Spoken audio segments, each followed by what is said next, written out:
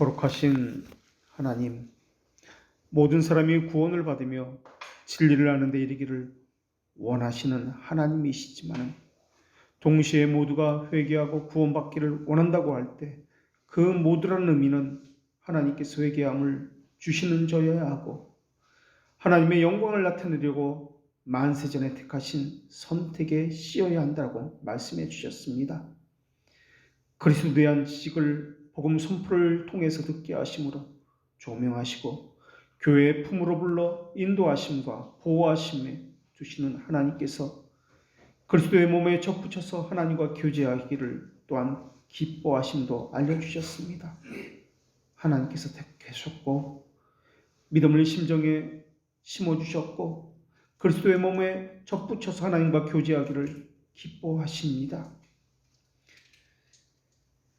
선택에 대한 믿음을 하나님께 이 시간 간구하오니 순전한 하나님의 말씀이 선포될 뿐만 아니라 성령님의 조명도 있게 하시고 원인을 묻지 않고 더 높은 곳으로 뛰어올라가게 하시어 구원의 확신을 위해 말씀으로 시작해야 한다는 것과 하나님을 아버지라 부를 때 말씀 밖에서 불러서도 안 된다는 것을 기억하게 하여 주시옵소서. 동일한 말씀을 들어도 선택된 자만 부르심을 받게 되게 하셨사오니 하나님의 자비하심을 의지하여 말씀을 듣게 하여 주시옵소서. 전하는 자도 아니요 듣는 자도 아니오니 오직 성령님의 선택과 부르심과 효과적 역사가 분명한 증거를 갖고 이 시간 이 교회와 한국교회와 말씀을 전하는 모든 자리마다 나타나게 하여 주시옵소서. 예수님의 이름으로 기도합니다. 아멘. 오늘 하나님께서 우리에게 주시는 말씀 로마서 16장 26절의 말씀만 봉독합니다. 하나님의 말씀을 경청하십시오. 이제는 나타내신 바 되었으며 영원하신 하나님의 명을 따라 선자들의 글로 말미암아 모든 민족이 믿어 순종하게 하시려고 알게 하신 바 그 신비의 계시를 따라 된 것이니 이 복음으로 너희를 능히 견고하게 하실. 아멘. 사람은 자기가 원하는 대로 되지 않으면 당황해야 합니다. 그것 때문에 짜증을 내기도 하고 절망하기도 하고 분노하기도 합니다. 그러나 하나님은 원하는 대로 되지 않는다고 해서 짜증을 내시거나 분노하신 적이 단 한 번도 없습니다. 왜냐하면 하나님이 행하시는 방식에 있어서 오류가 없기 때문에 그렇으며 단 한 번도 하나님의 계획대로 되지 않은 법이 없기 때문에 그러합니다. 하나님은 일의 불확실성 때문에 염려하거나 노심초사하는 법이 없습니다. 그래서 이러한 교리를 흔히 구원받는 사람에 대한 영원한 보장이라고 표현하기도 합니다. 왜냐하면 이 교리는 구원받는 사람을 향한 하나님의 완전한 안전을 뜻하는 교리이기 때문에 그러합니다. 지키시고 보호하시는 이 견인 교리를 상징하는 것이 구약 성경에 너무나도 많이 나옵니다. 물론 이러한 모든 것들은 그림자와 또한 상징된 것이며 원형이 아닙니다. 예를 들어 출애굽 백성들에게 낮에는 뜨거운 해를 가려주는 구름 기둥으로 밤에는 추위를 없애주는 불 기둥으로 상징화시켜서 하나님의 보호하심과 또한 지켜주심을 나타내 주셨습니다. 이 교리는 하나님 편에서 보면은 지키시고 보호하는 것이지만은 사람 측면에서 보면은 참고 견디고 인내하며 기다리는 그러한 교리입니다. 만약에 이 교리가 사람의 신실함, 사람의 측면만 보고 사람의 판단과 결정에 의존하고 있다면 하나님은 늘 걱정하셔야만 하실 것입니다. 우리의 삼륜적인 대적이 있습니다. 우리를 대적하는 삼중적인 것들, 사탄, 세상, 그리고 우리 안에 남아있는 내주하는 죄들, 이러한 것들은 어떠한 확신도 갖지 못하게 우리를 방해할 것입니다. 하나님을 향한 사랑을 지속적으로 파괴하고 또한 방해할 것입니다. 그러나 돌트레이트 캐논이 선언하고 있듯이 하나님은 하나님이 정하신 방법, 그 방편들만 의지하고 계십니다. 물론 그 방편을 뛰어넘어서 하나님은 역사하실 수도 있습니다. 그러나 그 방편들, 이것이 얼마나 우리에게 큰 위로가 되는지 모릅니다. 우선 하나님은 하나님의 완전한 지혜와 능력을 의지하는 분이라는 것을 우리에게 알려주셨습니다. 하나님의 완전한 지혜, 영원하고 놀라운 능력, 이것은 입김으로 하늘을 맑게 하셨고 문빗장으로 바다를 가둬놓는 지혜와 능력이었습니다. 성경은 욥을 통해서 이러한 고백들을 하게 하셨습니다.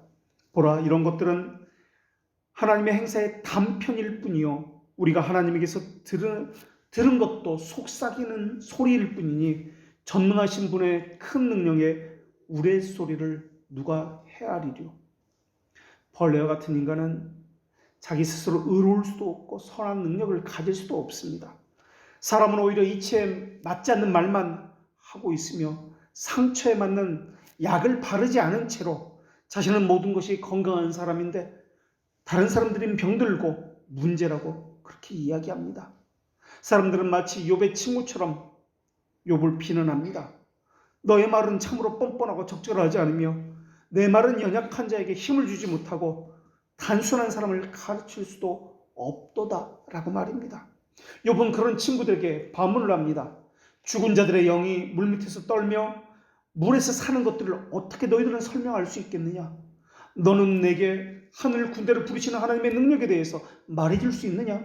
너는 땅과 물밑에 있는 죽은 자들에 대해서 어떻게 생각하고 있느냐? 습기를 머금고 있는 구름의 영향력은 어떻게 생각하고 있느냐? 그 구름이 인간과 땅에게 많은 양분을 주고 있으며 수많은 열매에 싹을 내게 하고 있고 죽어가는 곡식을 살리고 있는 것에 대해서 너는 어떻게 내게 설명을 줄 수 있겠는가? 너는 땅과 바다 깊은 곳에 품고 있는 다양한 자원에 대해서는 어떻게 생각하고 있는가? 하늘이 가진 능력과 바다의 경이로운 피조물에 대해서는 무슨 생각을 하고 있느냐라고 쉬지 않고 친구들에게 질문을 했습니다. 하나님의 능력은 하늘 군대보다 더 크고 놀라운 곳에서 발견할 수 있으며 하나님의 능력을 나타내는 증거물은 더 낮고 초라한 곳에서도 발견할 수 있지 않느냐? 그러면서 여기 바닷속이 더욱 경이로운 피조물, 물속에 있는 다양한 산과 계곡의 신비들, 하늘과 그 공간의 넓이를 덧붙여보라고 이야기했습니다. 우리는 늘 잊고 있습니다만 존재하는 모든 것은 하나님의 지혜와 능력이 낳은 것들입니다. 먼저는 하나님의 음성으로 창조하실 때 그 모든 것을 낳았고 그 다음으로 소중히 다루시는 섭리를 통해서 그 모든 것을 낳으셨습니다. 하나님이 여기서 멈추지 않으셨습니다. 하나님의 통치를 하늘 위에 있는 하늘에게까지 그리고 그 반대편 끝에 있는 지옥에까지 확장시키셨습니다. 영원이라는 개념, 전능이라는 개념은 사실 사람에게는 와닿지 않는 개념입니다. 그러나 욥은 하나님은 지옥에서 형벌받은 모든 자를 일일이 하나하나 알고 계시며 그들 모두 하나님의 크신 진노의 능력에 대해서 뼈저리게 느끼고 있다고 그렇게 이야기합니다. 그들은 이 땅에 살 때는 하나님의 진노에 대해서는 전혀 느끼지도 생각해 본 적도 없던 그러한 사람들이었습니다. 하나님을 향한 경외심도 없었고 두려움도 없던 그러한 사람들이었습니다. 심지어 하나님을 향해서 욕했고 자기 마음대로 무감각함대로 자기 마음 멋대로 살던 그러한 사람들이었습니다. 그런 자들이 이제는 지옥의 깊은 곳에서 자신의 죄와 부패함에 대해서 철저히 회개하고 있습니다. 그러나 그것이 아무리 뼈저린 참회를 한다 할지라도 그들의 처한 상황은 절대 바뀌지 않을 것입니다. 욥은 존재하는 가장 낮은 부분에서 하늘과 땅의 창조 속에서 하나님의 가장 큰 권능과 능력으로 높이 올라가기 시작합니다. 하나님은 북쪽에 허공을 펴시며 헬라인에게 북쪽에라는 이 개념은 아무것도 없는 그런 개념으로 이해되는 그런 개념입니다. 단어입니다. 중세시대에는 지구는 끝이 있는데 그 끝은 낭떠러지고 온 우주는 지구를 중심으로 돈다라고 그렇게 생각했습니다. 그런데 욥은 하나님이 땅을 공간에 매다셨다라고 그렇게 이야기합니다. 하늘에 매달고 있는 줄도 없으며 그 땅을 떠받치는 지지대도 없습니다. 땅을 지지줄 기초석도 없으며 마치 어떤 손에 의해서 공중에 매달려 있는 것과 같은 것이라고 그렇게 고백하고 있습니다. 이러한 모든 것들은 하나님의 지혜와 전능하심을 말하고자 하는 그러한 증거물입니다. 하늘의 가장 높은 곳에서 하나님의 능력은 천둥과 번개와 폭풍과 이러한 것을 내리실 때 공기와 땅에서 일어나는 소동에서도 볼 수 있다고 이야기합니다. 하나님은 공기를 가를 뿐만 아니라 마치 주인이 종에게 진노하듯이 꾸중하듯이 하늘과 바다와 산과 땅을 전율하게 만드실 수 있는 분이 하나님이라고 그렇게 고백합니다. 하나님의 그의 권능으로 바다를 가르시며 하나님 폭풍으로 바다를 가르시고 바다의 모래를 수면 위로 긁어 모으시는 분이십니다. 하나님은 명철로 교만한 자들을 치시고 겸손한 자를 높이시는 분이십니다. 한껏 교만한 파도를 겸손하게 하시고 폭풍우를 진정시킴으로써 파도가 이전의 높이로 돌아가라고 명령하시는 분이 하나님이십니다. 하나님의 능력은 말로 표현할 수 없으며 또한 헤아릴 수도 없는 것입니다. 그런데 하나님의 능력과 하나님의 지혜 가운데 가장 큰 능력, 가장 큰 지혜라고 불리는 구원에서만큼 많은 그것이 어떻게 이루어지며 무엇을 통으로 주어졌는지 그 누구라도 알 수 있게 선명하고 분명한 단어로 설명해 주셨다라는 것입니다. 이거 역시 하나님의 완전한 지혜와 전능한 능력에서 나온 것입니다. 그러나 하나님은 영원부터 예정하신 자들을 택하셨고 그들을 영원에서 영원까지 이루도록 인도하고 계십니다. 그리고 하나님은 처음부터 나중까지 그리고 옛적부터 아직 될 일을 만방에 선포하셨습니다. 나의 뜻이 설 것이니 내가 나의 모든 목적을 이루리라.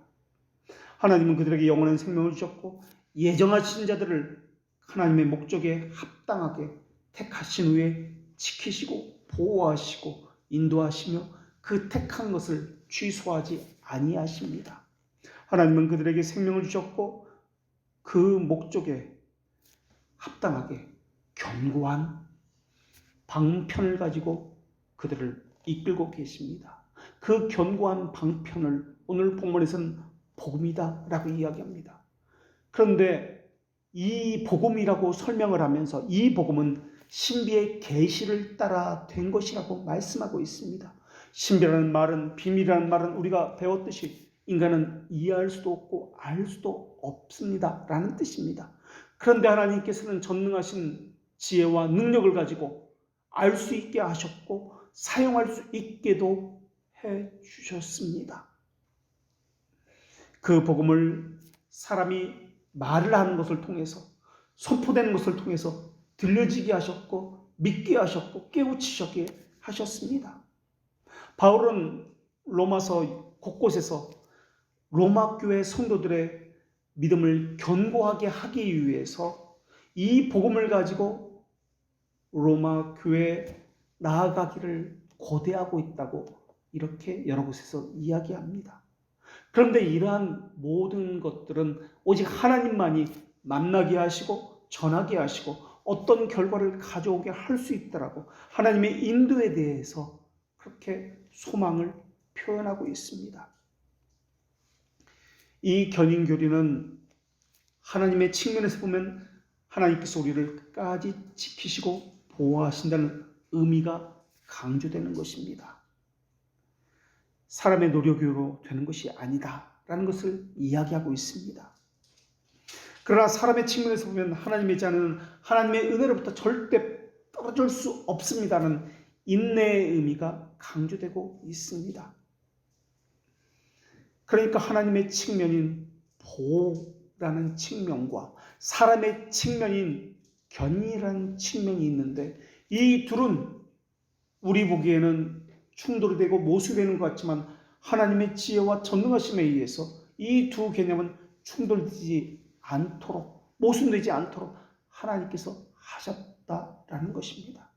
그래서 우리는 이러한 하나님의 지혜를 완전한 지혜다라고 이야기합니다. 믿음은 사람에서 나오는 것이 아니라 하나님에게서 나오는 것입니다. 성령 하나님은 복음 선포로 하나님의 자녀의 심정에 믿음을 일으키십니다. 성례를 사용해서 그것을 확언하십니다. 이때 말씀과 성령을 분리시키면 안 됩니다. 성령께서 거룩한 복음 강설로 우리 마음에 믿음을 일으킨다고 말함으로써 이 성령과 말씀은 늘 함께 봐야 합니다. 그런데 어떤 사람들은 스콜라주의라든지 신비주의자들은 말씀과 이 성령을 분리시켜버렸습니다. 이것을 분리하게 되면 어떤 결과가 나오냐면 설교하는 사람에게서 그 능력이 나온다. 또는 말씀 없이 성령에게서 그 능력이 나온다.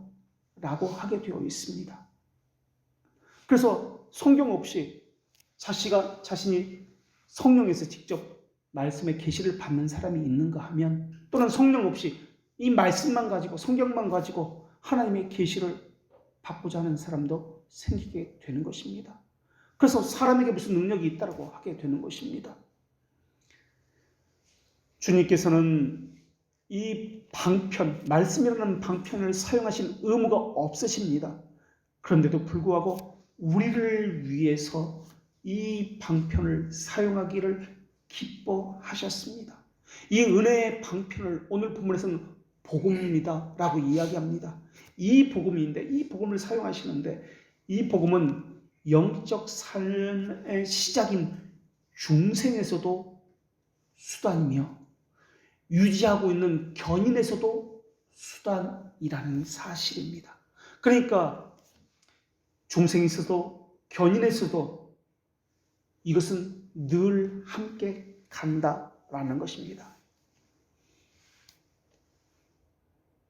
그리고 믿음의 확신과 견인은 별개가 아니라 함께 갑니다. 견인과 확신을 함께 생각해야 합니다. 왜냐하면 확신이 있어야 신앙이 흔들리지 아니고 견고해지며 상황과 환경에 따라 움직이지 아니할 수 있기 때문에 그렇습니다. 이 확신이 생기는 것은 말씀 밖에서 생기는 것이 아닙니다. 하나님께서 정하신 은혜의 방편 안에서 생기는 것이 이 확신입니다. 왜냐하면 이 말씀을 가지고 성령께서 확신을, 견고함을 주시기 때문에 그렇습니다. 이것은 하나님께서 정하신 것입니다. 이것은 하나님의 자녀를 위로하기 위해서 하나님께서 기뻐하신 가운데 하신 약속입니다. 이 약속은 말씀을 통해서 주어지는데 말씀만 가지고 되는 것이 아닙니다. 성령께서 역사하는 말씀이어야 합니다. 이 성령께서 역사하는 말씀 안에 약속이 들어 있습니다. 이럴 때 믿음이 견고해지는 것입니다. 그것이 아주 작은 믿음이라 할지라도 그것이 참된 믿음이며 성령께서 역사하신 믿음이라면 평화롭고 부드러우며 은혜로운 하나님의 속성을 묵상하게 될 것입니다. 이 약속 안에는 하나님의 어떠하심이 분명히 들어있기 때문에 그렇습니다. 비록 멀리 서서 그분을 만날지라도 결코 속은 것이 아니다라는 것을 확신할 수 있습니다. 그러나 일시적인 믿음은 하늘의 은사와 그리스도에 대한 맛을 볼 수 없을 것입니다. 그저 상황적이고 사람에 따라 무엇보다 자기 이익에 따라 움직이기 때문에 그러합니다. 확신이라는 단어는 영어로 confidence라는 단어를 씁니다. 신뢰, 확신이라는 단어인데 이 단어를 진실함이다라는 단어로 바꿔서도 좋습니다.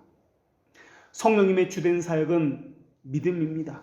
신뢰하게 하고 확신하게 합니다. 신뢰하는 것, 흔들리지 않는 것, 이게 견고함입니다. 이것이 확신입니다. 이 믿음을 영접하는 도구가 말씀 선포인데 이것을 하나님께서 그렇게 정하신 것입니다. 그래서 말씀을 선포를 하게 되면 하나님의 존재를 확신하게 되고 그 속성에 대해서 맛보아 알게 되면서 인정하게 되고 견고함을, 다시 말하면 확신을 갖게 됩니다. 그 말씀 안에 담겨있는 약속을 붙잡기 때문에 그렇습니다. 그러니까 확신이 생기려면 그 말씀 안에 담겨진 그 약속을 붙잡을 때 확신이 생긴다는 것입니다. 말씀 선포는 우리가 알고 있는 대로 라틴어로 베르붐이라고 배웠습니다. 이 베르붐이 말씀 선포가 이렇게 주어지게 될 때 택자의 심정에 새겨지게 됩니다. 이때 새겨지는 것은 말씀으로 오신 그리스도, 이것을 세르모니움이다라고 했습니다. 세르모니움으로 바뀌어져 그리스도가 이 안에서 새겨지는 것입니다. 우리가 알고 있는 것처럼 말씀에는 세 가지로 성경은 기록하고 있습니다. 하나님의 목소리를 말씀이다. 이것을 라틴어로 보챔이라고 합니다. 하나님께서 이르시되 가라사대, 다 보챔입니다. 그리고 선교사나 복음전도사가, 설교자나 복음전도사가 말씀을 전하는 것, 말씀 선포하는 것, 이것을 베르붐이라고 이야기합니다. 이것을 우리는 설교라고 이야기합니다. 이때 설교할 때 전해지는 것은 말씀으로 오신 예수 그리스도입니다. 그 예수 그리스도를 세르모니움이라고 이야기합니다. 그러니까 설교를 들을 때 목소리를 듣는 것 아닙니다. 그분이 예수 그리스도구나. 바로 예수 그리스도, 그분이 우리의 구원자이시며 하나님이시구나 하는 것이 이 심정에서 일으켜지는 것입니다. 그러면서 하나님의 존재와 성품에 대해서 깨닫게 되는 것입니다. 이것을 말씀을 선포하는 자가 하는 것도 아니요, 말씀이 하는 것도 아니고 말씀과 함께 역사하시는 성령께서 이러한 일을 하시는 것입니다. 그래서 하나님에 대한 지식과 존재와 성품에 대해서 말씀을 통해서 받아들여지게 되는 것입니다. 이것은 모두에게 해당되는 것이 아닙니다. 택자에게만 가능합니다. 그래서 택자는 말씀을 배우는 것에 지대한 관심을 가지고 있습니다. 하나님을 아는 지식 안에 약속이 담겨 있으니까, 그래서 복음 교리를 배우려고 그렇게 간절한 마음으로 사모하는 것입니다. 만약 어떤 사람에게 배움에 대한 갈급함이 없다면, 절실함이 없다면 그 이유는 단 하나의 이유 외에는 없습니다. 택자가 아니기 때문에 그렇습니다. 성령 하나님께서 그 사람 안에 믿음을 심어 놓지 않으셨기 때문에 그렇게 된 것입니다. 성령 하나님께서 믿음을 그 사람 심정에 심어 놓으셨다면 말씀의 빛이 비추어질 때 심정에서 불꽃을 일으키면서 훨훨 타오르게 되어 있습니다. 그래서 배우기를 그 무엇보다 사모하게 되어 있습니다. 목사가 하는 일이 바로 그겁니다. 가르치는 것, 하나님의 말씀을 전하는 것입니다.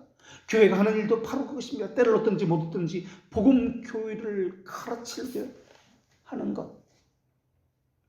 그런데 현재는 많은 이들이 믿음의 성격이 무엇인지도 모른 채 거짓된 믿음에 대해서 기만과 속임을 당하고 있습니다. 그러면서 자신은 참된 믿음을 가진 것처럼 그렇게 생각하고 있습니다. 그리고 교회도 다른 것을 믿음인 양 대체하고 있습니다. 이 땅에는 하나님을 믿음의 대상으로만 여기는 자들이 너무나 많이 있습니다. 그러면서 믿음의 대상으로만 여기고 하나님을 추구하거나 닮으려는 자들로 가득 차 있습니다. 이런 논쟁은 이미 초대교회에서 아폴리나리우스나 네스토리우스에게서 볼 수 있는 이러한 주장들입니다. 그들은 죄를 짓고 싶지 않았습니다. 그래서 예수님을 닮으려고 했던 것입니다. 예수님을 추구했고 그래서 예수님을 본받아 살려고 했던 것입니다. 이들에게 빠져있는 것이 무엇입니까? 하나님에 대한 경외심이나 두려움은 빠져버렸습니다. 인격적인 관계도 빠져버렸고 예수 그리스도가 누구신지에 대한 분명한 지식과 고백도 빠져버렸습니다. 그저 그들은 믿음의 대상으로만 알았습니다. 그저 그리스도를 닮아서 죄를 짓지 않으려고만 했습니다. 이들은 그저 자기가 무엇인가 되고자 했습니다. 이런 사람이라 이런 교회에서 신앙생활하게 되면 믿음으로 인도받는 것이 아니라 텅 빈 사색으로 그 안에 거하는 불쌍한 영혼들은 거짓된 믿음을 받을 수밖에 없습니다. 삼위일체 하나님을 아는 바른 지식은 하나도 없는데 교회에서 행하는 프로그램에 참여하는 것으로 믿음이라고 생각합니다. 봉사를 많이 하는 것, 전도하는 것, 선교하는 것, 기도 많이 하는 것, 이런 것에 열심히 참석하면 이런 외적인 것을 가지고 믿음이 견고해진다고 그렇게 생각합니다. 사람들이 교회에서 고안해낸 것, 이것을 가공된 믿음이다라고 이야기하고 맹목적 믿음이라고 이야기합니다. 이런 것은 믿음을 견고하게 하는 것들이 아닙니다. 오히려 헛된 열심을 내게 하고 믿음으로부터 멀어지게 하는 속이는 것들입니다. 믿음은 무지에 근거한 것이 아니라 하나님의 속성과 하나님의 뜻을 아는 바른 지식에 근거합니다. 그래서 믿음을 다른 말로 지식이다 라고도 이야기합니다. 헌데도 무식한 사람들은 교회라는 이름을 내걸면, 교회라는 간판을 내걸면 그것이 하나님의 명령이라고 생각해서 그저 무조건 받아들이고 있습니다. 믿음은 교회를 존경하는 것이 아닙니다. 목사를 존경하라는 것도 아닙니다. 믿음은 하나님과 그리스도에 대한 지식으로 구성되어 있습니다. 거짓이나 오류가 진리가 될 수 없습니다. 어둠이 빛이 될 수 없는 것과 마찬가지입니다. 그런데 많은 이들이 무지를 올바른 믿음이라고 착각을 하고 있습니다. 이것을 이용해서 로마 가톨릭과 또한 사제들과 그들을 추종하는 목사들이 불쌍한 교인들의 영혼을 유린하고 속이고 있습니다.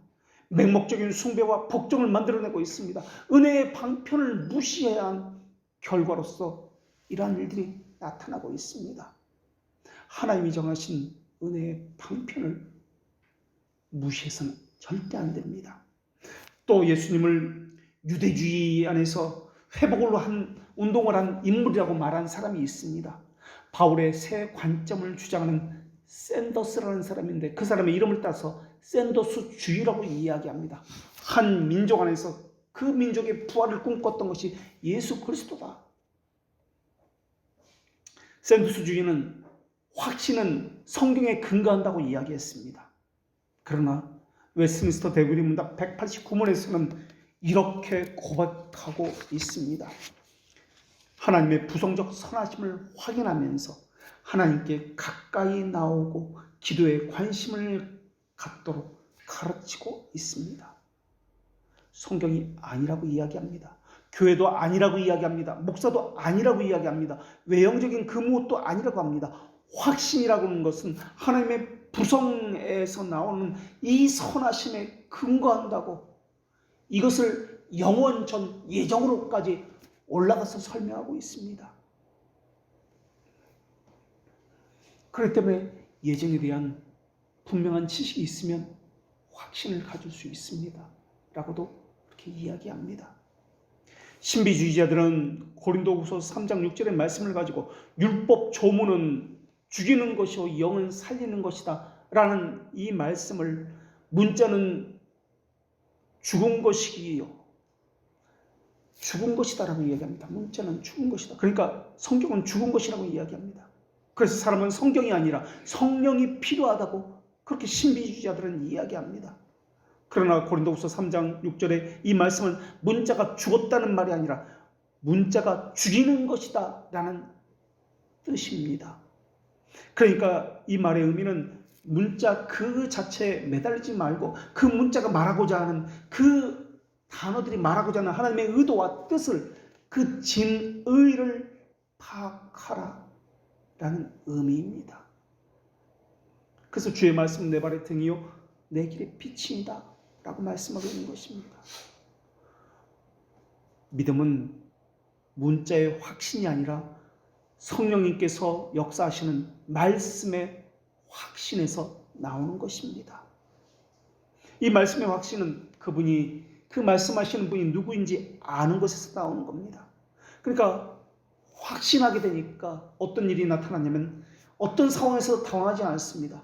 견고하게 서서 버티고 서서 유지할 수 있게 되는 것입니다. 이 확신에서 담대함이 나오는 것입니다. 담대함은 하나님의 심판대 앞에서의 담대함을 이야기하는 것이 있습니다. 양심의 평안을 갖는 것이 담대함입니다. 이 담대함은 하나님 앞에서 성취됩니다. 정확히는 하나님의 심판대 앞에서입니다. 그러나 하나님의 심판대라는 것은 죽어서 가는 곳만을 말할 수 없습니다. 하나님이 함께하는 어느 곳이든지 언제든지 무엇을 하든지 하나님의 심판대 앞입니다. 그런데 이 확신과 담대함이 없으면 하나님 앞에 서기를 두려워하고 싫어하게 되어 있습니다. 하나님과 거리를 두게 되어 있습니다. 기도를 하기 싫어하게 되어 있습니다. 하나님 아는 것도 싫고 교리를 배운 것도 싫어하게 되어 있습니다. 예배도 귀찮고 섬김도 싫고 교회도 싫고 모든 것이 하나님과 관계된 것은 불편해지기 시작합니다. 거기서 나오는 것은 불신과 불순종입니다. 많은 사람들은 믿음을 어떤 신학자나 위대한 신앙의 사상을 가지고 쌓으려고 하고 있습니다. 그러나 믿음은 책을 통해서 해결되는 것이 아닙니다. 책으로는 지적 갈증이 지식으로는 어느 정도는 해결될 수도 있을지도 모르겠습니다. 그러나 그것은 말 그대로 지식에 불과합니다. 우리가 말하는 지식은 그런 지식이 아닙니다. 부성애를 체험하여 아는 지식입니다. 학문적인 지식을 난리지라고 이야기합니다. 그러나 우리가 말하는 지식은 난리지가 아니라 어크날리지입니다. 인지한다, 신뢰한다 라는 의미로서의 지식, 어크날리지를 이야기하는 것이 우리가 말하는 믿음이란 지식입니다 라는 뜻입니다. 사정이나 사실을 알고 있는 일반적인 상태에서의 지식을 이야기하는 것이 아닙니다. 성경에서 말씀하고 있는 바에 대해서 자신의 몸으로 체험하여 하나님의 어떠하심을 아는 지식입니다. 하나님의 완전하신 선하심, 하나님의 완전하신 공의로우심과 완전한 지혜로우심, 완전한 거룩하심과 같은 것을 체험적으로 아는 지식입니다. 이러한 모든 하나님의 속성은 하나님의 영광을 위해서 사역하고 있습니다. 하나님의 존재에서 가장 먼저 언급되는 것은 존재와 완전하심과 무한하심과 영대심입니다. 이러한 하나님의 속성이 말씀하고 있는 것은 피조물인 사람이 자기 이성의 호기심으로 만족하지 말라, 헛된 사색의 미궁에 빠지지 말라라는 말입니다. 그러니까 하나님을 사람으로 생각해서 육체적으로 지상적인 것으로 받고 하나님을 사색하지 말라라는 말의 의미입니다. 하나님의 선하심을 알 수 있는 유일한 방법은 확신의 열매를 얻을 때에만 가능합니다.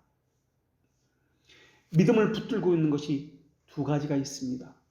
이걸 돌적이라고 이야기합니다. 문이 벽에 붙어 있습니다.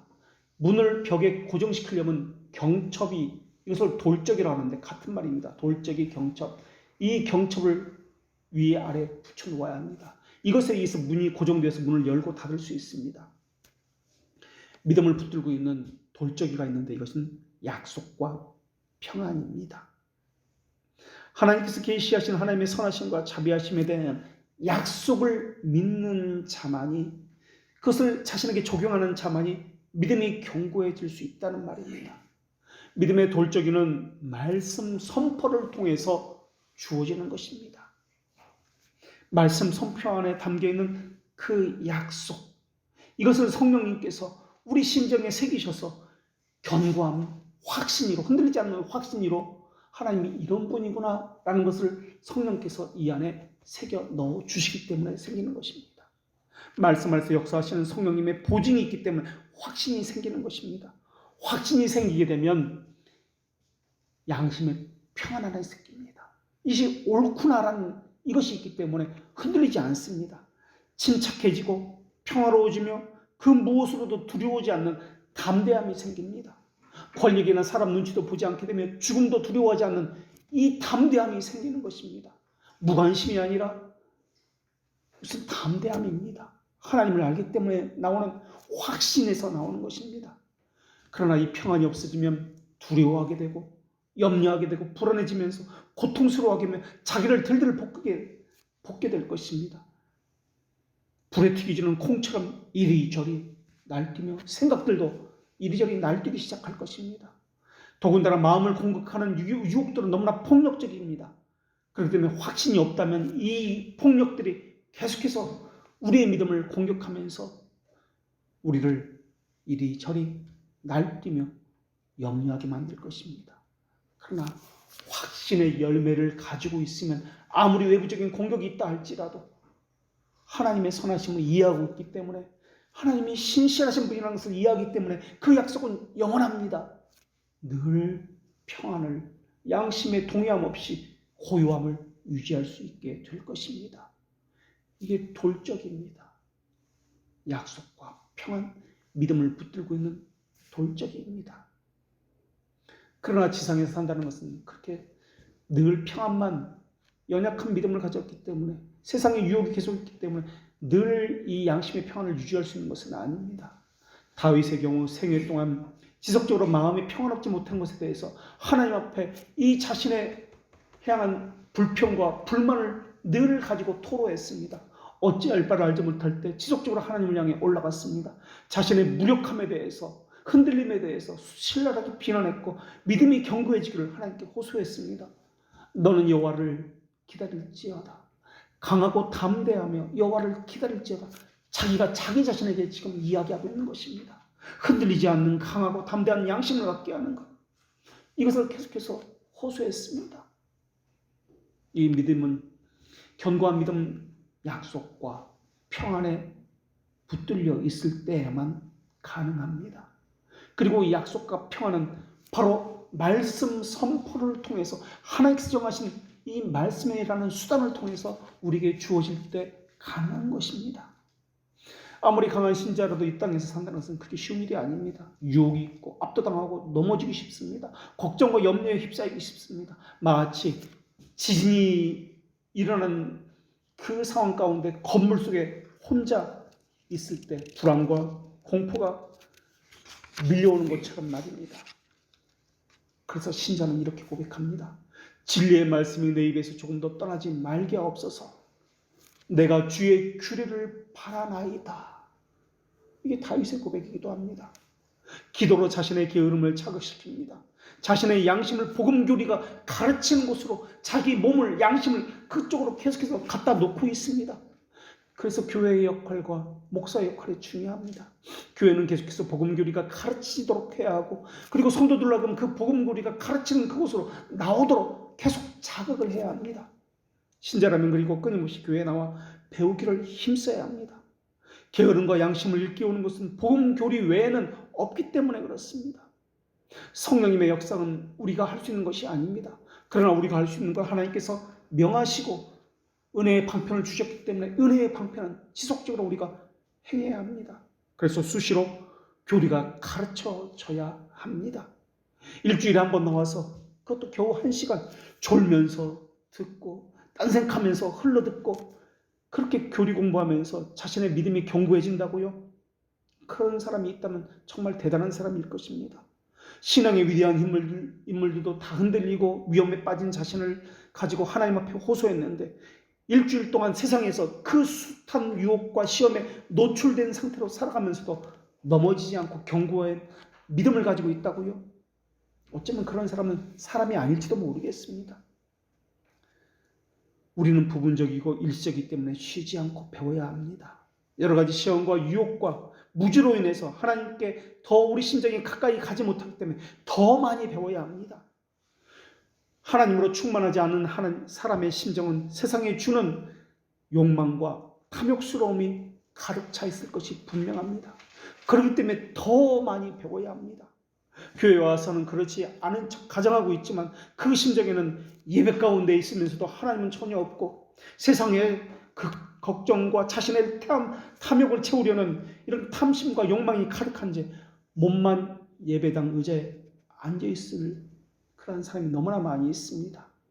입으로는 주를 부르고 있지만 마음으로는 하나님을 멀리하고 있으면서도 하나님에게는 하나님 왜 나를 찾지 않습니까? 왜 나를 돌보지 않습니까? 라고 말하고 있는 사람이 너무나 많이 있습니다.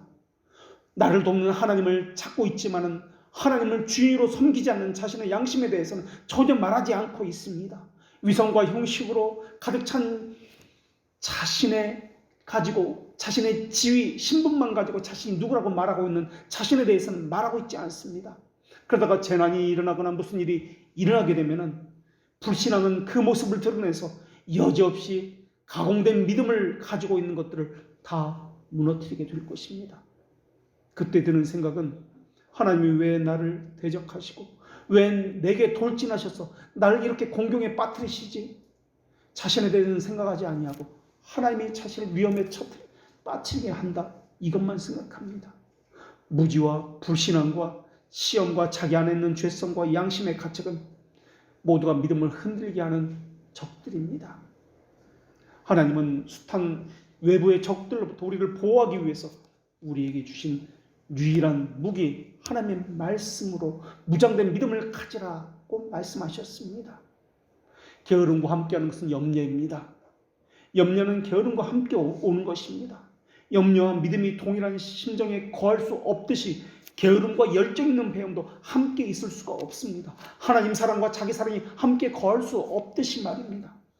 무뎌짐과 무감각감과 열렬함과 갈급함은 함께 거할 수 없듯이 말입니다. 하나님의 신정한 예민함과 함께 거할 수 없는 것처럼 무감각과 게으름은 그 길을 같이 하는 친구들입니다. 두려워하는 것이 있습니까? 이것이 없으면 두렵다는 것이 있습니까? 무엇을 더 두려워하고 있습니까? 하나님의 말씀입니까? 아니면 돈이 없는 것입니까? 자기가 먹고 살 것을 내일을 준비하지 못한 것입니까? 하나님을 향한 열정이 없는 것을 더 두려워합니까? 정말 하나님의 말씀을 두려워하고 있습니까? 주님의 머리로 계신 교회의 부족함과 아픔에 대해서 더 크게 다가옵니까? 아니면 내가 앞으로 어떻게 먹고 살지에 대해서 더 크게 아픔으로 걱정거리로 다가오고 있습니까? 나는 교회를 위해서는 이 정도 목만 하면 된다입니까? 아니면 그리스도의 남은 고난을 채우기 위해서 자신을 십자가에 못 박는 것이어야 합니까? 십자가에 못 박는다는 말의 의미는 자기 죽음, 희생을 의미합니다. 자기가 먼저 쓰고 남은 것으로 주님을 위한다고 하지 않습니다. 주님과 종의 관계는 그런 관계가 아닙니다. 망상에 가득 차서 언제나 악에 치우치고 각종 욕망에 이끌리는 것은 종이 해야 하는 일이 아닙니다. 그 사람의 주인이 누구냐 하는 것에 대해 생각의 비중도, 시간과 물질의 비중도 달라질 것이며 삶의 방식도 달라질 것입니다. 우리 자신을 생각하면 나는 아무것도 아닙니다 라고 생각하게 되어 있습니다. 이것이 종이 생각하는 마땅한 생각입니다. 내가 중요한 존재라고 생각한다면 그 생각에 매여서 자기 중심적으로 살게 되어 있습니다. 그러나 우리는 여기서 나는 아무것도 아닙니다. 나는 종입니다. 라는 것을 이야기하고 있지만 제일 먼저 언급했듯이 하나님의 측면을 또한 말하지 아니할 수 없습니다. 우리 측면에서 보면 나는 아무것도 아닙니다. 종입니다. 그러나 다른 한편으로 보면 하나님의 측면에서 보면 나는 성도로 하나님에게 가장 귀히 여김받는 존재입니다. 늘 그리스도 안에서 하나님의 귀한 하나님의 자녀입니다. 라는 것이 있습니다.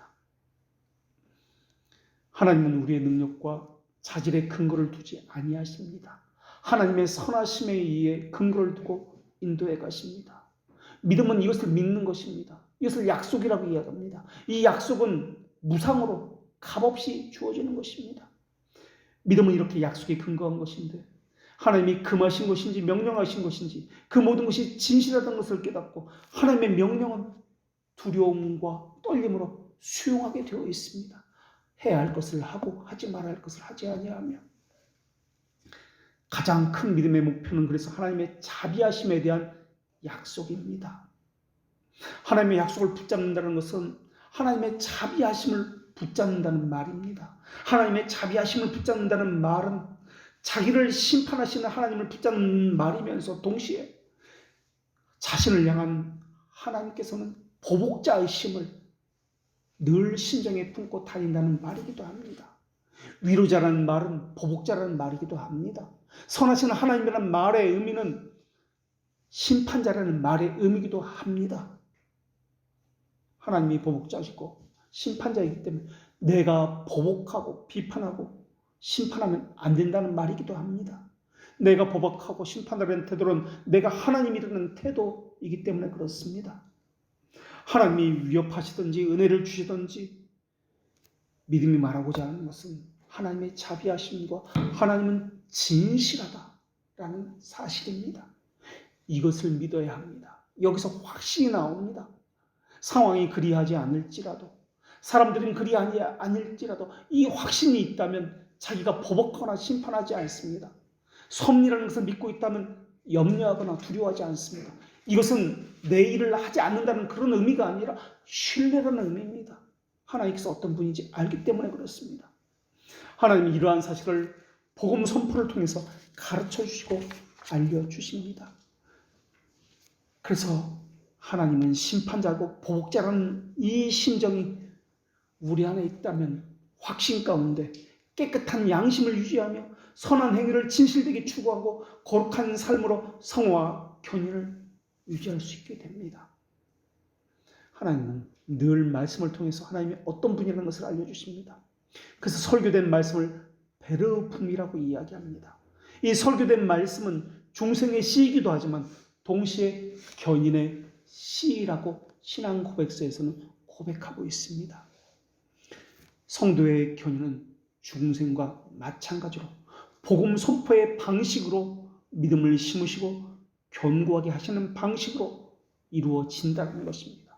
중생도 그러하고 견인도 그러합니다.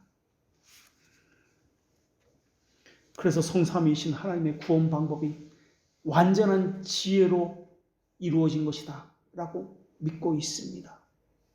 복음 설교를 통해서 죄인은 구원받습니다. 설교를 통해서 약육받고 믿음이 강해집니다. 이것을 돌트레이트 선조들이 가르친 바입니다. 그들은 우리에게 믿음이 견고해지기 위해서는 우선 예배에 신실하게 출석해야 합니다 라는 말로서 시작합니다. 왜냐하면 하나님께서 복음을 설교하는 곳에 죄인들에게 믿음과 회개를 주시기를 기뻐하셨기 때문에 이 복음 선포를 교회를 통해서 이것을 이루도록 교회에 맡겨주셨기 때문에 라고 말입니다. 예배에 신실하게 출석한다는 말의 의미는 어디서 설교를 듣기만 하면 된다는 말이 아닙니다. 어디서든 설교를 듣기만 하면 되는 것이 아닙니다. 그것은 지적 호기심을 용도이지 자기를 드리는 산재물로 드리는 예배가 아니기 때문에 그렇습니다. 시간과 물질과 마음과 뜻과 정성을 드리는 예배가 아니라 자기 만족, 지식적인 욕구를 채우기 위해 예배라는 이름을 갖다 쓰는 말재간에 불과하기 때문에 그렇습니다. 말재간은 우상숭배입니다. 하나님은 전도에 미련한 것으로 믿는 자들을 구원하시기를 기뻐하셨다고 말씀하셨습니다. 전도에 미련한 것, 복음 교리를 전하고 듣고하는 방식을 통해서 구원하기를 기뻐하셨다는 말입니다. 다른 것으로 되지 않습니다. 프로그램에 참여하는 것으로 되지 않습니다. 찬송으로, 기도로 믿음이 견고해지거나 구원받는 것 아닙니다. 이디오피아의 네시가 사도행전에서 성경을 계속 읽었습니다. 그런데 도저히 이해할 수가 없었습니다. 그러자 전도자 빌립이 그에게 다가가 설명해주고 말씀을 전하였습니다. 그때서야 비로소 깨닫게 되었습니다. 왜 성경을 읽어서 안 되었습니까? 성령께서 역사하심이 있을 때 하면 그것이 가능하기 때문에 그렇습니다. 그러니까 성령께서는 베르붐을 통해서 역사하신 것입니다. 이것이 하나님께서 정하신 방식입니다. 혼자 성경을 읽고 공부해서 믿음이 견고해진다고요? 아니요. 그런 경우도 있지만 하나님께서 정하신 방법은 교회를 통해서 말씀 선포를 듣고 이 말씀 선포에 성령께서 역사하는 방법으로 하나님께서 그것을 정하신 완전한 지혜입니다. 찬송하면 기도하면 은혜 받는다고요? 아닙니다. 교회에서 행하는 어떤 프로그램에 참여하면 믿음이 견고해진다는 것도 아닙니다. 도를 전해야 합니다. 도라는 말은 성경에서 교리를 이야기합니다. 이것을 보통 우리는 복음 교리다라고 이야기합니다. 복음 교리를 듣고 배우는 것을 통해서만 믿음이 견고해질 수 있습니다. 그렇기 때문에 우리는 예배 후에 집에 돌아가서 내 할 일 이제 다 했다. 하나님 앞에서 해야 할 일 다 했다라고 생각하면 안 됩니다. 주일에 들은 설교 말씀을 다시 집에서 읽고 말씀을 묵상하고 깊이 생각해야 합니다. 이것을 하나님께 정하신 방식입니다. 설교를 듣고 묵상하는 방식을 통해서 하나님은 하나님의 백성을 믿음을 강하게 하십니다. 그래서 돌트레이트 캐논 5장 14항에서 이렇게 고백하고 있습니다. 복음 선포로 인해서 우리 안에 은혜의 사역을 시작하는 것은 하나님이 기뻐하시는 것이므로 하나님이 정하셨다는 겁니다. 복음 선포를 통해서.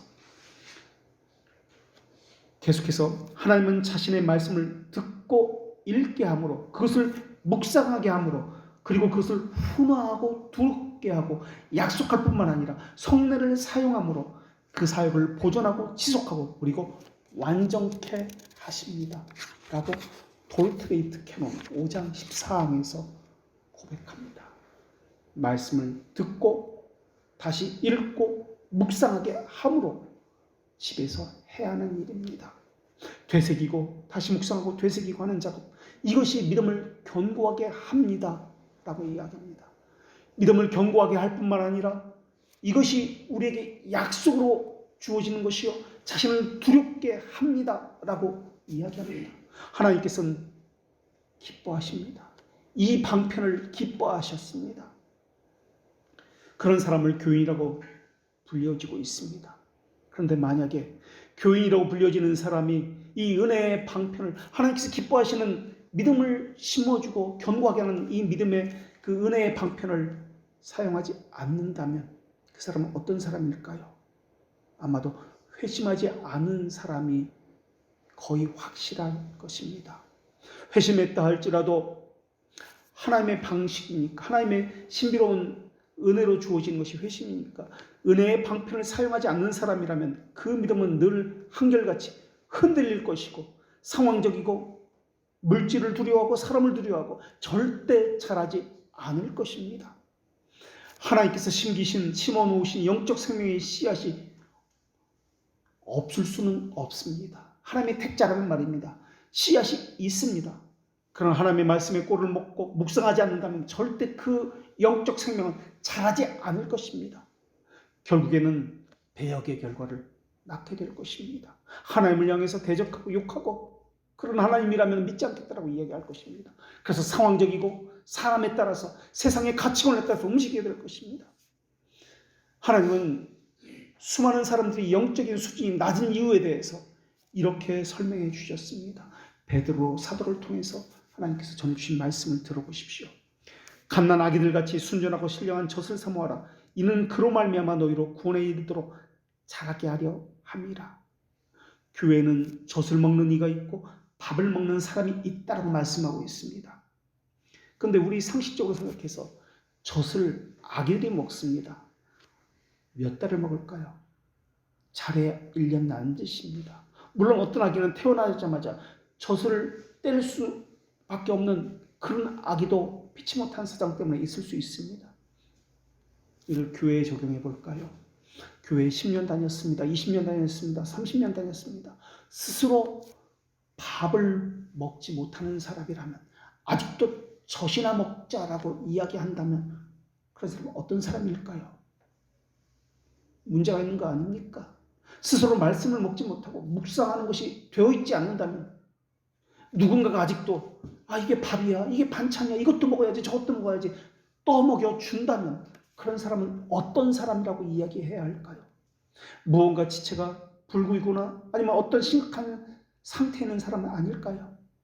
아기는 건강에 좋은 음식을 먹어야만 합니다. 그렇지 않으면 성장에 문제가 생기고 결국에는 영양실조라든지 심각한 병에 걸리고 말 것입니다. 어른도 마찬가지입니다. 내 직분이 무엇인지 자랑하지 말고, 내 신앙 연수가 몇 년인지 자랑하지 말고, 정말 믿음이 있는지, 말씀을 스스로 떠먹고 있는 사람인지 그걸 먼저 물어야 되는 것 아닐까요? 그런 다음에 어떤 음식을 먹을지, 갈비를 먹을지, 라면을 먹을지 그런 걸 이야기해야 하지 않을까요? 견인은 하나님께서 견인의 목적을 위해서 제정하신 방편을 사용하는 것을 말합니다. 오늘 본문에서는 이것을 이 복음이다, 이 복음이 견고하게 한다라고 말씀하고 있습니다. 그렇기 때문에 하나님이 정하신 방편을 무시하는 것은 너무나도 위험한 일입니다. 설교를 듣는 것만으로 되는 것이 아닙니다. 듣고 읽고 묵상하는 것이다 라고 이야기합니다. 묵상하고 교훈하고 책망하고 두렵게 하는 것이라고 그렇게 이야기합니다. 이런 훈련이 되지 않는 사람은 어떻게 신자라고 이야기할 수 있을까요? 물론 사람이라고 말합니다. 자기 손으로 떠먹지 못하고 누군가가 자기 입에 넣어주는 그 아기도 사람이라고 불립니다. 그러나 일반적인 경우에 그런 사람들이, 그런 아기들이 교회에 가득 채워 있다면, 모두가 다 그런 아기들로만 있다면 어떤 일들이 벌어질까요? 고린도 교회처럼 분쟁과 사건과 사고만 날 것입니다. 그래서 바울은 고린도 교회에 내가 너희를 젖으로 먹이고 밥으로 아니하였느니, 젖으로만 먹인답니다. 이는 너희가 감당하지 못하였거니와 지금도 못하랴, 이렇게 이야기합니다. 밥으로 먹을 수가 없다는 겁니다. 그들을. 고린도 교회가 세워진 지가 언제인 줄 아십니까? 2차 전도 여행 때니까 51년경으로 봅니다. 그러니까 고린도 교회에 보낸 이 고린도 전서는 쓰여진 것이 55년에서 56년경으로 보고 있습니다. 그러니까 교회가 세워지고 편지를 쓴 것이 5년, 4년, 5년 정도 됩니다. 교회가 뭔지도 모르는 생판 이방인이었습니다. 고린도 지역이니까. 유대인이라는 그래도 성경을 알고 있습니다. 그러나 고린도 지역입니다. 지금 그런 사람에게 책망하고 있습니다. 이곳은 목회자가 없는 듯도 보입니다. 당시 무슨 참고 서적이 있었습니까? 신앙 관련 책이 있었습니까? 신약 성경도 없었던 때입니다. 그저 입으로 듣고 말하던 이런 시대입니다. 그런데 교회가 세워졌는지 생판 초짜가 5년이나 4년이나 신앙생활하면서 교회 다녔는지 아직도 죽이나 먹고 있느냐? 마치 표현되진 않지만 우리식으로 보면 그것도 신앙생활이라고 해. 참 한심하구나. 4년이나 교회 다녔으면서 아직도 밥을 못 먹어 스스로? 아직도 남이 떠먹여주는 죽이나 먹고 있어? 이런 식으로 지금 들려지고 있습니다. 설교되는 말씀을 듣고 읽을 때 말씀이 반드시 이해되고 하나님의 모든 경륜을 깨닫기를 사모해야 합니다. 갈급함도 있고 열렬함이 있다면 고민이 생기게 되어 있습니다. 신앙의 질문거리가 지속적으로 생기게 되어 있습니다. 처음에는 교회 왜 가요? 왜 11조를 해야 되죠? 왜 예배를 해야 되는 것이죠? 이런 기본적인 질문으로부터 시작하게 될 것입니다. 그러다가 점점 자라면서 그리스도의 두 본성이 어떻게 연합되는 것이죠? 중보자라는 개념은 누구에게 해당되는 것이죠? 점점 질문의 깊이와 높이를 더해가게 될 것입니다. 질문이 없다는 이유는 무엇 때문에 그렇습니까? 삶에 고민이 없다는 그것 때문 아닙니까? 하나님의 말씀과 함께하지 않는 것 때문 아닙니까? 이렇게 적용하는 것이 맞습니까? 저렇게 적용하는 게 맞습니까? 늘 고민하는 사람은, 열렬한 사람은, 말씀에 대한 갈급함 있는 사람은 묻게 되어 있습니다. 어떤 것이 하나님의 뜻입니까? 늘 찾게 되어 있습니다. 이것이 신자의 바른 모습 아닐까요? 하나님 말씀에서 우리를 위로해주고 우리에게 기분 좋은 말만 뽑아서 선택해서 고를 수는 없지 않습니까? 약속의 말씀이 있다면 그 안에 담긴 경고의 말씀, 이것도 함께 읽어야 되는 것 아닐까요? 심판주 하나님과 보복자 하나님도 함께 자신에게 적용시켜야 되는 것 아닐까요? 왜 선하신 하나님과 위로의 하나님과 나를 도와주시는 하나님만 찾는 것입니까? 견인의 수단으로 주신 복음 말씀을 활용하지 않는 사람은 하나님께서 정하신 구원 방법을 무시하는 사람입니다. 돌트레이트 캐논 5장 10항에서는 믿음의 굳건함과 견고한 확신은 세 가지를 통해서 얻게 된다고 고백하고 있습니다. 첫째는 말씀 밖에서 행해지는 어떤 사적 계시에 의해서 생기는 것이 아니고 하나님의 말씀 선포에 계시된 약속을 믿음으로써 믿음이 견고해집니다. 라고 5장 10항에서 첫 번째로 말씀 선포라고 이야기합니다. 두 번째로 하나님의 자녀라는 사실을 우리 영과 더불어 성령님의 증거를 통해서 얻는다라고 고백합니다. 성령님의 증거를 통해서.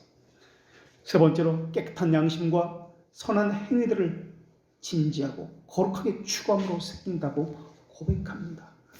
말씀 선포, 성령의 증거, 선한 행위, 이것은 서로 다른 것이 아니라 하나의 같은 것을 바라보는 다른 측면을 이야기하고 있는 것입니다. 이 모든 것은 성령님의 사역에서 비롯되기 때문에 그렇습니다. 성령께서 주시는 믿음의 확신은 자기만족으로 인도하지 않습니다. 견인의 확실성은 신자를 교만하게 하지도 않습니다. 세속적인 안일함에 빠지기도 하지 않습니다. 도리어 겸손하게 하고 어린아이와 같이 단순한 심정을 갖게 하고 모든 것을 견디고 참고 바라며 하나님 안에서만 진정한 기쁨을 얻게 하는 것이 견고한 확신입니다. 견인의 확실성은 항상 감사하게 하고 항상 소망하게 하고 어떤 경우에도 신뢰하게 하고 절망하지 않으며 믿으며 참고 착한 일을 계속하게 합니다. 이와 같은 성경의 증언이며 신앙의 선배들이 삶으로 증언한 내용들입니다. 견인의 확실성은 사람을 자신의 신앙의 의무에 대해서 무관심하거나 사악하게 만들지 않습니다. 세속적인 일에 빠져서 안일함을 갖기도 하지 않습니다. 고난 중에도 뜨거운 진리를 고백하게 만들고 선함과 감사를 유발시켜서 주를 향한 소망을 가진 자마다 주의 깨끗하신 것 같이 자기를 깨끗하게 합니다. 주를 향해서는 더욱 주의하게 만들고 주의 뜻이 무엇인지 더욱 분별하게 만들고 견인의 확실성을 유지하기 위해서 더욱더 배우고 연구하고 거룩한 삶을 추구하게 만듭니다. 하나님의 자녀가 가장 두려워하는 것이 있습니다. 하나님께서 자기를 향하신 그 하나님의 얼굴을 자기에게서 돌이키는 것을 가장 두려워합니다. 그래서 이스라엘 자손은 자신도 이렇게 고백했지만 자신의 자녀들에게 대대손손 이렇게 고백하라고 축복하라고 기록하였고 유언으로 남겼습니다. 여호와는 내게 복을 주시고 너를 지키시기를 원하며 여호와는 그의 얼굴을 내게 비추사 은혜 베푸시기를 원하며 여호와는 그 얼굴을 내게로 향하여 드사 평강 주시기를 원하노라. 평강, 복, 은혜, 이것은 어디로부터 오는 것입니까? 믿음의 견고함이 주는 것 아닙니까? 하나님이 저희들이 죄를 지었다고 저희들에게서 하나님의 얼굴을 돌리시지 말아 주십시오. 복을 주시되 저에게 주시는 가장 큰 복은 하나님의 얼굴을 저에게 향해서 두시는 것입니다. 그러니 부디 하나님의 얼굴을 저에게서 계속해서 비추어 주십시오 라고 했던 것이 이스라엘 백성입니다. 그러나 하나님께 불순종한 경우에 하나님은 하나님의 얼굴을 돌이키시고 무거운 손으로 분노하시고 보복하시고 하나님의 손으로 직접 하나님의 백성을 짓누르시느라고 또한 약속하셨습니다. 약속 안에 이렇게 경고가 있습니다. 내가 만일 내 하나님 여호와의 말씀을 순종하지 아니하면 내가 성읍에서도 저주를 받을 것이요 들에서도 저주를 받을 것이요 내 광주리와 떡반죽 그릇이 저주를 받을 것이요 내가 들어와도 저주를 받고 나가도 저주를 받으리라. 여호와께서 폐병과 열병과 염증과 학질과 한재와 풍재와 썩은 재앙으로 너를 치시리니 이 재앙이 너를 따라다니며 너를 진멸하게 할 것이라. 내가 악을 향하여 그를 잊음으로 내 손으로 하는 모든 일에 여호와께서 저주와 혼란과 책망을 내리사 망하고 속히 파멸하게 하실 것이며 여호와께서 또 너를 미치는 것과 눈머는 것과 정신병으로 치시리니 맹인이 어두운 데서 더듬는 것 같이 내가 백주에도 더듬고 네 길이 형통하지 못하며 항상 압제와 노략을 당할 뿐이 너를 구원할 자가 없을 것이며 내가 평안을 얻지 못하며 내 발바닥이 쉴 곳도 얻지 못하고 여호와께서 거기서 내 마음을 떨게 하며 눈을 쇠하게 하며 정신을 산란하게 하시리니 내 생명이 위험에 처하고 주야로 두려워하며 내 생명을 확신할 수 없을 것이다. 신명기 28장의 말씀드립니다. 그럼 이번엔 반대로 하나님의 말씀을 두려워하고 떨고 진심으로 순종하는 자들이 그것을 사모하는 자에게는 하나님께서 어떻게 하십니까? 내가 들어와도 복을 받고 나가도 복을 받을 것이니라. 여호와께서 너를 대적하기 위해서 일어난 적군들을 내 앞에서 패하게 하시니 그들이 한 길로 너를 치러 왔으나 내 앞에서 7길로 도망하리라. 여호와께서 명령하사 내 창고와 내 손으로 하는 모든 일에 복을 누리시고 내 하나님 여호와가 내게 주시는 땅에서 내게 복을 주실 것이며 여호와께서 너를 머리가 되고 꼬리가 되지 않게 하시며 위에만 있고 아래에 있지 않게 하시리라. 여러분 어떻습니까? 여러분 어떤 상태에 있습니까? 물론 하나님의 섭리를 고려해야 합니다. 이것만이 전부는 아닙니다. 욥의 경우도 있습니다. 그러나 이 모든 것들은 믿음의 견고함을 위한 하나님의 지혜로움에서 나오는 것입니다. 신명기 28장의 이 경고와 또한 복의 말씀을 들을 때 사람의 말로 들리십니까? 어떤 말씀으로 들리십니까? 두렵고 떨림으로 들려야 합니다. 이 말씀이 진실하다는 것을 믿어야 합니다. 우리의 유일한 목표는 하나님입니다. 하나님의 영광이 우리의 유일한 목표입니다. 오늘 내게 명하는 이 말씀들은 너는 마음에 새기고 내 자녀에게 부지런히 가르치며 집에 앉았을 때든지 길을 갈 때든지 누워있을 때든지 일어날 때든지 이 말씀을 강론할 것이며 언제 어디든지 하나님의 말씀을 새기고 부지런히 가르치고 배우라고 하나님께서 명령하셨습니다. 집에 갈 때든지 누워있을 때든지 일어날 때든지 이러한 모든 것들은 집에서 일어나는 일입니다. 일상에서 행하는 것들입니다. 하나님 말씀을 두려워하고 경외함으로 심정에 간직하십시오. 동시에 우리 측면에서는 참고 기다리고 인내하며 하나님을 신뢰함으로 하나님의 말씀에 순종하고 거룩함을 추구해야 합니다. 라는 말씀입니다. 하나님의 측면과 우리의 측면, 이 둘을 나누거나 구분해서는 안 됩니다. 함께 가는 것입니다. 그러나 이 둘의 우선순위는 하나님의 측면이 먼저입니다. 그래서 성도의 견인교리 그리고 믿음의 확신은 영원전 하나님의 선택과 예정에서 찾아야 하며 예정에 대한 바른 지식을 가지게 되고 확신하게 되면 이 견인교리도 확신하게 되며 믿음의 견고함이 유지되게 되는 것입니다. 기도하겠습니다. 거룩하신 하나님, 저희의 내적 심정을 붙잡고 계시는 분이 하나님이십니다. 우리는 누가 예정된 자의 수에 속하는지 속하지 않는지 알지 못합니다. 그러나 저희는 하나님의 뜻에 결코 저항할 수 없사오니 하나님의 은혜에 호소합니다. 하나님이 원하시는 것은 저희의 의지와 밀접한 관계가 있사오니 저희가 기쁨과 자발적으로 하나님의 말씀에 순종함으로 믿음의 증거를 갖게 하여 주시옵고 말씀을 듣고 묵상하고 되새기며 책망을 받고 두렵고 떨림으로 교훈을 받아서 경건의 의무를 다함으로 하나님과 깊은 교제가 유지되게 하여 주시옵소서. 하나님의 약속과 예정은 일치되오니 견인의 확신 속에서 부르심과 하나님의 선택의 확신을 또한 찾게 하여 주시옵소서.